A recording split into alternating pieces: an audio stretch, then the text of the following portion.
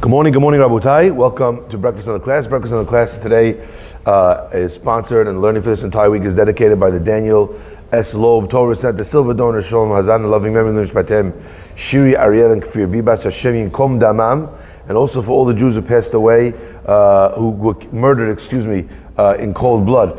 Hashem Yinkom Damam, Bikarov Mamash. For continued health for Chana Batzima Fega. The year of Breakfast on the Class is dedicated to loving memory of Nishmat Ruth Orfali Batadela, sponsored by our family. And Breakfast on the Class is dedicated in loving memory of Nishmat Daniel Ben Haya Yara for his Askara by his children Raphael and Yara Shama. 2 weeks of Breakfast on the Class are sponsored by Edward Sofer, Leilu Nishmat, and in loving memory of his parents Ray and David Sofer, David Ben Moshe Ben Naima, and Simcha Bat Chana, for the Refuah Shlema of Eliyahu Ben Deborah Sonnenberg. Also, Breakfast on the Class is dedicated by Serena Shalom in honor of her grandfather Albert Habert's birthday. May his family always have the zechut to share his happiness and laughter. What a beautiful dedication. Finally, we can represent the class dedicated in honor of Isabella Halem Rachel Hana Bat Yehudit on becoming a Bat Mitzvah this week. Hashem should continue to bless you with goodness and a tremendous hakarat tov to Rabbi Farhi for the daily inspiration and for changing my life and the lives of my children. Thank you, Monica Halem. Chazak Baruch. One other beautiful Mazal Tov and Mabruk. We want to say congratulations to the entire Sasson, Hafif, and Dayan families for the beautiful news this morning of a baby boy that was born. Sh'a tova u'mutzlaha. We should be zochet to celebrate only semachot together. Okay, I want to focus today with you on really what is one word. And then I'm going to read you the words of Rashi, and we'll try and understand what I think is a very powerful idea, which people maybe would not have noticed in the pasuk, and from there maybe also did not notice in their own life. The pasuk says as follows: Ve'ata tetzaveh b'nei Israel. I want you to command the Jewish people, and they should take to you olive oil, zach, pure, katit lamor. We talked about this yesterday. Pressed for light, laha'alot ner tamid, to be able to raise an eternal flame. Laha'alot ner tamid, to raise an eternal flame. Okay, says Rashi. What does this mean? Laha'alot ner tamid. What does it mean that it's eternal? Madlik ad sheteh shalhevet ola me'elea. You should light it. When you light it, you have to hold the candle there, the fire there, until the flame is already kind of gone up by itself, not in the initial catch of the fire. You need to wait that extra second to ensure that the fire has caught on well and good. Tamid, what does it mean? Always. Tamid. Kol laila v'laila karui tamid. The menorah doesn't burn during the day. The menorah is lit at night and it burns until the next morning. But it doesn't burn throughout the day. So how could you say tamid, which means always, which means eternal? Rashi says, what does it mean? Kol laila v'laila. The fact that you're lighting it every night, that's also called forever. It's also called eternal. Kemo sha'ata omer, just like you would say, olat tamid, ha'asiyah baboker, right? You do the olat tamid, you do a tamid korban, you do it every day in the morning, and you do it every day in the evening. It doesn't mean that every split second you're bringing another korban tamid, right? So the idea that you could call a korban tamid tells you that even something which is not consistent always, but it's rather liprakim, it's every night, or it's every morning and every night, still it's called tamid. Ve'ena ele miyom liyom, it's only every day. V'chen b'mnichat chavitim ne'emar tamid. Also, when it comes to the mincha of the chavitim, it's not always. Inna ela machatzita baboker machatzita ba'erev. It has a little bit in the morning and a little bit in the evening. Aval tamid he'amur belechem hapanim. But when it comes to the tamid of the lechem hapanim, what's the lechem hapanim? The showbreads. What were these showbreads? They were breads that were made by a chef that went like this. What is the showbreads? The showbreads are the breads that would sit on the shulchan. And when would they be placed on the shulchan? Every week before Shabbat, they would take the new breads that were baked and they would push off the old bread with the new bread onto the shelf. So imagine, as an example, you have one bread over here and one bread over here. This bread is sitting on the shulchan. They would take the new bread and they would push it on so that there would never be an instant where the shulchan was not covered with the lechem hapanim. Not even one split second. because it was being pushed by the lechem hapanim that came behind it, okay? And so every week we swapped the lechem hapanim with new lechem, so it was always there tamid. So Rashi says, effectively, that tamid was always. What's really Rashi telling you? He's communicating an idea. He's saying that word, what is the idea of tamid? What does it mean? Tamid means always. But always can have different manifestations. You could have the word always, which means, as an example, my heart is beating always, right? Or you could say, I always have coffee.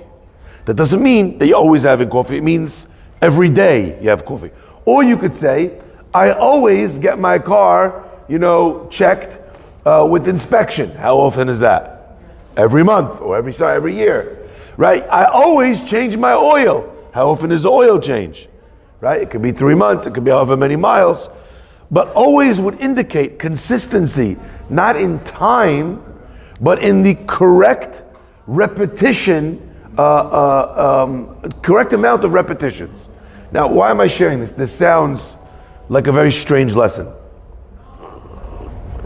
So I want to share with you something that I read from Rabbi Avraham Tzvi Margalit in his Naheh Doresh. He says his father used to go to what was called the Yarche Kala. What's a Yarche Kala? Yarche Kala is a thing that you'd have all the yeshiva boys or the people that study in Kollel.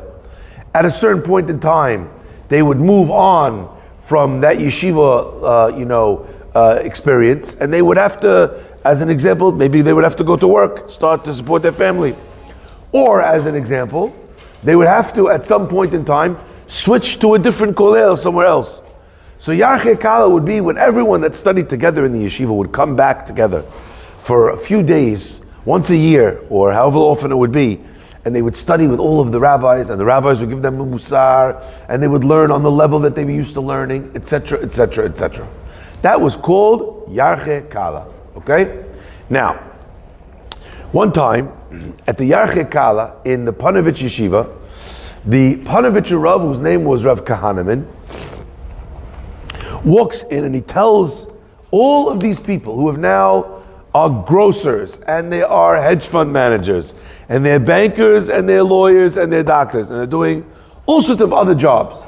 He says, you think that when you use the word matmid, he probably did not say matmid, he probably said masmid, okay? When you think of a masmid, a matmid, you think of someone who spends all their time, morning, noon, and night, studying Torah. That's what you call a bachur who's a matmid. This boy, he doesn't ever leave the Bet Midrash, morning, noon, and night, da-da-da-da-da. That's what it was. I remember at a certain point, I decided in my life that I wanted to be buckled down.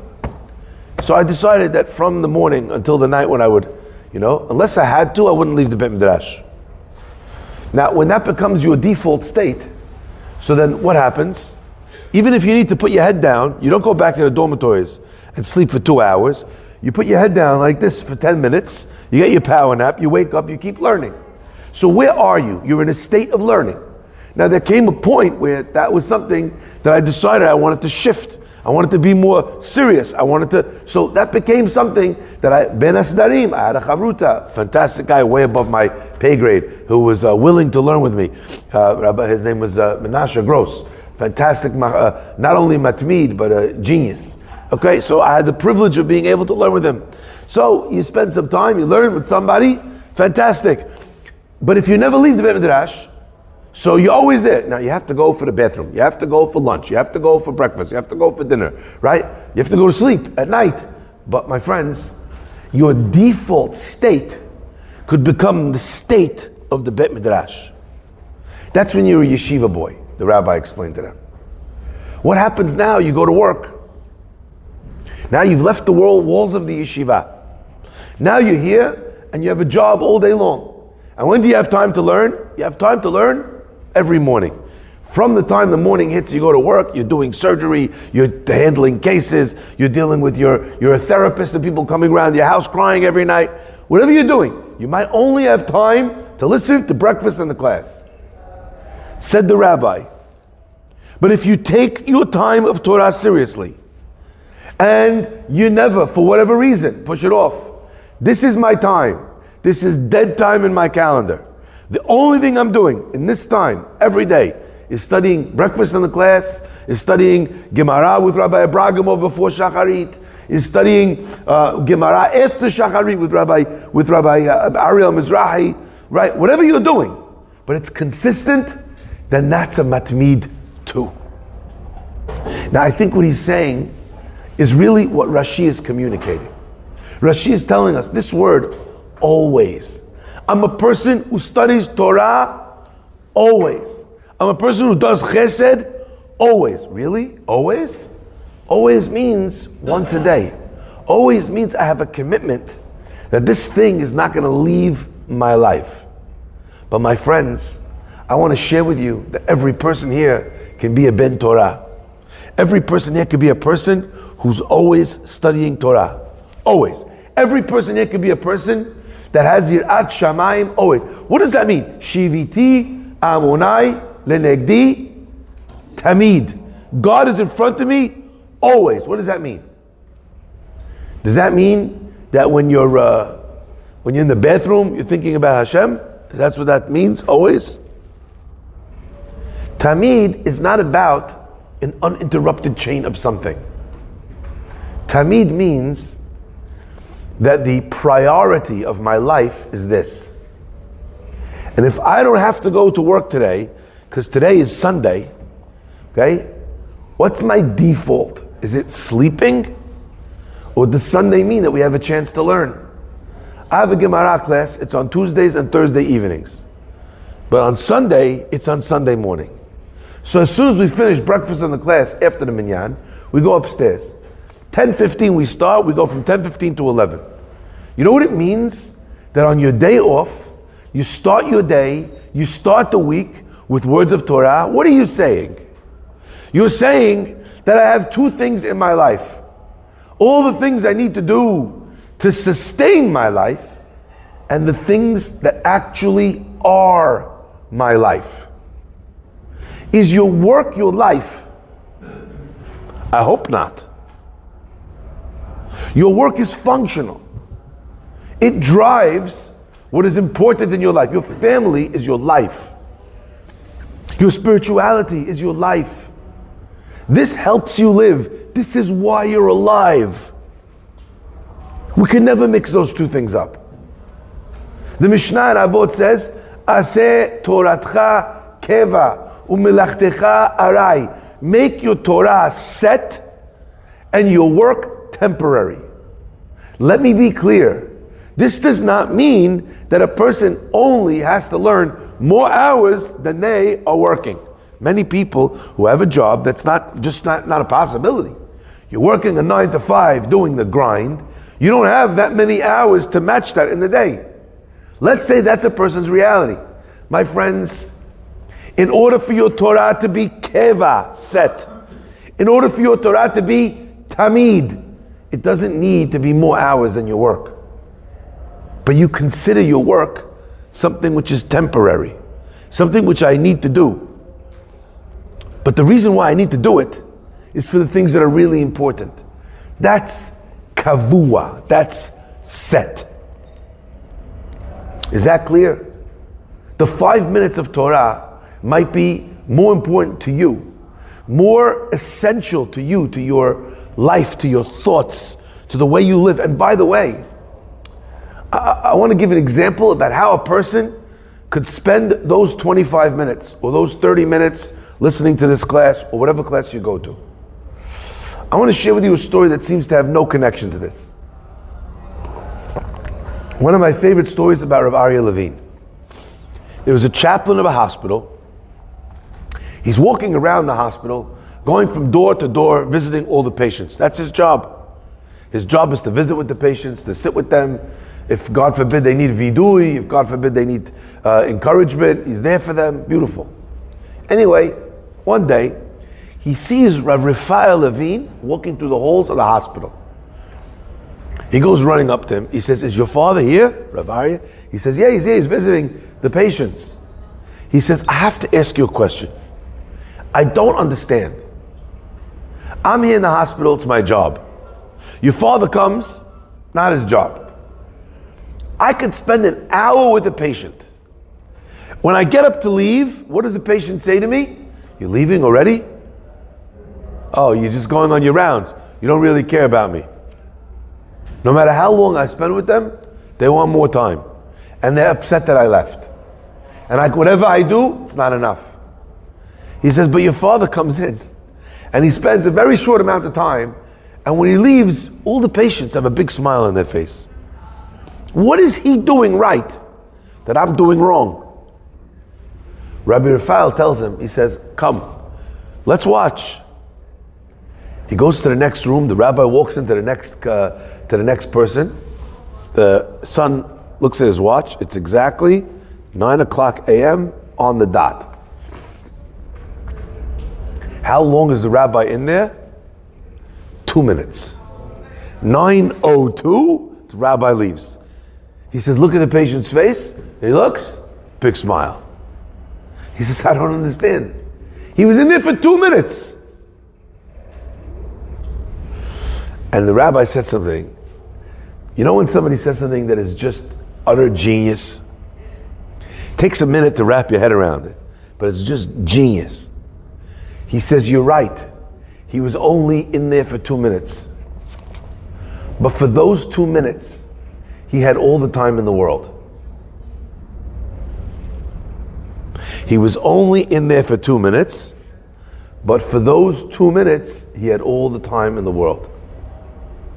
It's not necessarily the amount of time that someone spends on something. It's not only a quantitative question, time. It can be a qualitative question much more than a quantitative one. I want you to imagine for a minute a dad who's unemployed. He's between jobs. Hashem should bless him to get another job. But he's between jobs, very difficult for him. The guy's home all day. Could you imagine a scenario where the father's home all day, but doesn't have any meaningful connection with his children? Because he's so stressed, he's making phone calls, he's on the phone, he's this, he's that. The wife tells him, could you do this? He's frustrated. Then you have a father who comes home after a long day's work. He needs to go right back out to his shiur or to whatever it is. But he walks in and he opens the door and he calls out to his son. He says, whatever the kid's name is, David, Daddy's home. And David goes running. And he gives him a big hug and he puts him on his shoulders and he marches around the living room and he says, what did you have for dinner? How was your day? And they talk for 3 minutes. 3 minutes sounds like a very short amount of time. But if I asked you to hold your breath underwater for 3 minutes, you'd realize 3 minutes is a very long amount of time. How we treat time makes the time stretch, contract, or compress. So if for 2 minutes you're making eye contact, your phone is not only silent, it's off. Off. I remember walking into somebody's house, and as soon as I walked in, he took his phone out and he powered the phone off. I said, what is that? What are you doing? He said, the rabbi's here in my house. It's only respect that my phone is powered off. Not even silenced. Not left in another room. Off. I have to tell you, never in my life did I experience such a feeling that this person, what a profound respect he has, what he must have learned from his parents. If only I would do the same thing. My friends, that's what we're learning from this pasuk. That if you light the candles every night, and that's the time that it's supposed to be lit, that's always. I am a candle lighter. If I bring the Korban Tamid every morning, right, every evening, then the Korban Tamid is called Tamid because it's every morning and every evening. Some people, Tamid for them is every morning, every night. They could study in the morning, they could study in the nighttime. So do you learn Torah? Yes, I learn Torah every day. I learn Torah every night. How much time in every day? 5 minutes. How much time in every night? 5 minutes. I'm still a person.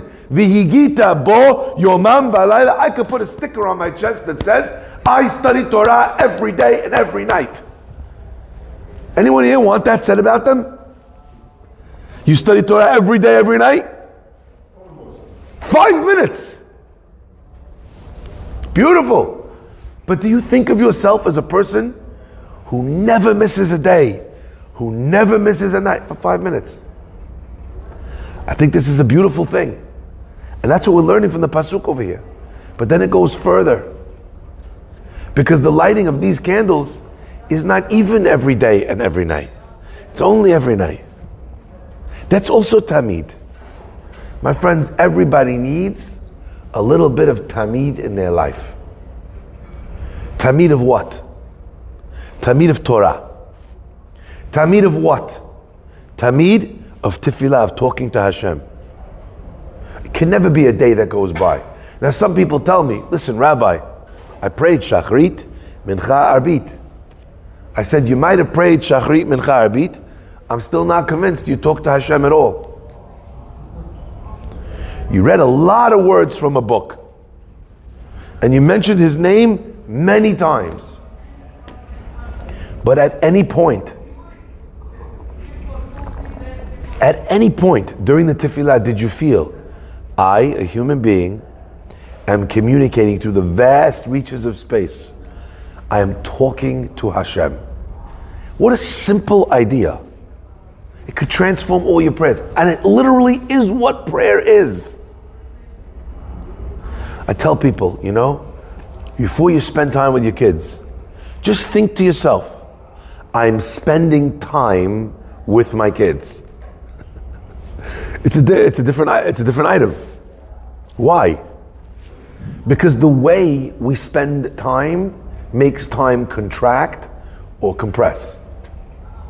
And it changes the dynamic completely. My friends, I'd like to end with this. He brings one last idea that really struck me. We say on the high holidays, En shikha lifnei kiseh kivodecha. There is no forgetting in front of kiseh kivodecha, your throne of honor. En shikha. Now, what does this mean? There's no forgetting in front of Hashem's heavenly throne. Where do we say this sentence? We say it on the high holidays when we're in the part of tefillah that is called zichronot, remembrances, that God remembers everything that everybody ever did. So on the day of judgment, what are you thinking? Right? Hashem remembers everything. Ata zocher, right? You remember everything. And there's no forgetting in front of kiseh kivodecha. The rabbi said a beautiful idea. He said, if a person wants to never forget, how do you never forget? And the answer is that you live lifnei chiseh chivodecha. You want to be a person who never forgets to be kind, never forgets to be respectful, never forgets to live life from a Torah perspective, never forgets to remain humble, then decide for yourself that my entire existence, where do you live? From now on, whenever you hear this sentence, this is what you're going to think of. I'm doing a little, hypnosis on you all right here. Okay, hold on a second. Just shake the item. Okay, ready? From now on, anyone ever asks you, where do you live? You don't say Manhattan. You don't say Lakewood or Five Towns. I mean, maybe you could say it, but the first thought that you will think is, where do I live? Shiviti amunai lenegdi tamid. I live in front of God. That's where I live. Where is my house? That's a different question. Where do I live? If I'm in prison, where do I live? I live in front of God. If I'm in a hospital by Minan, where do I live? I live in front of God. The concept of Tamid doesn't have to be every single second. It's a state of mind. And that state of mind can be with you no matter what. So if I'm a learner, I'm a person who studies Torah, then you know what? I know that when my work is over, I'm going to go study Torah. If I have a Sunday off, I'm going to study a little bit more Torah. That's what dictates it. I have the holidays away. You know what? I brought a novel with me to read outside by the pool. But you know what else I brought? I brought a sefer. When you go on vacation, do you bring a Torah book with you? If you don't, start. Someone asked me, Rabbi, I never really have time to read. You read all the different books. I never have time to read. I told him I also don't have time to read. But I learned the best hack in the world. You know what the best hack in the world is? You want to read? Take the books you want to read, leave them in the bathroom. And then, just make a deal with yourself that you always leave your phone outside of the bathroom. And then when you go in the bathroom, you got nothing to do. So what are you going to do? You can grab the book. You're on the plane. Decide for yourself, I'm bringing this book, I'm going away for 7 days. Day 1, right on the top of 5 pages, day 1. Second, day 2, day 3. That's a person who's thinking, I always want to be studying. There's an idea to give tzedakah on Purim. But really, a person is supposed to be doing tzedakah v'chesed every single day of his life. I'm always a Baal Chesed. So if I'm a Baal Chesed and I have not yet done Chesed today, what do I need to do? I need my fix. Even if you walk up to a random person and you tell them, I love your jacket. I did Chesed. My friends, that idea of Tamid is the difference between a person who does good deeds and who is a good person. Hashem should bless us not to just be someone who does some mitzvot, but rather to be tzaddik yesod olam, tzaddik katama yifrach, be'ezat Hashem ke'erez balvanon, yizgeh baruch Amen le'olam, amen ve'amen. Rabbi Hanania ben Akashar